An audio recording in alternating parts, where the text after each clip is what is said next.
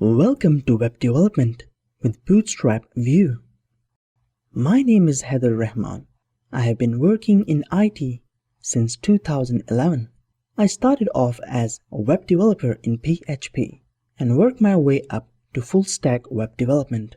I have a master's degree in telecom system and currently working as DevOps and software engineer for a reputed software company.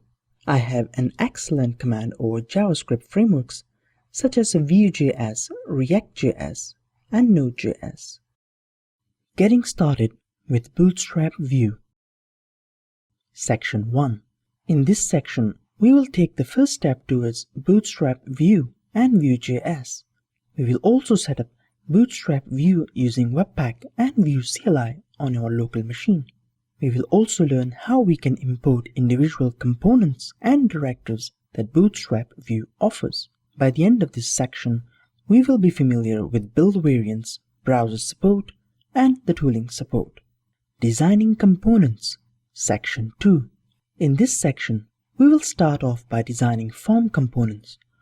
We will also start creating a landing page for a web application using the layouts.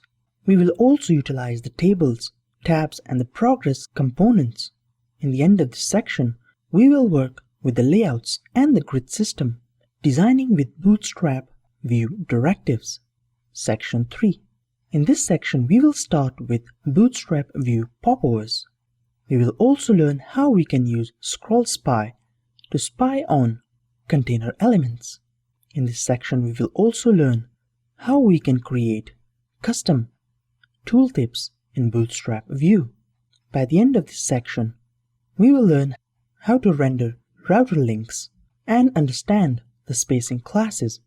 And finally, we will learn some third-party form validations and how can we use them with Bootstrap-Vue.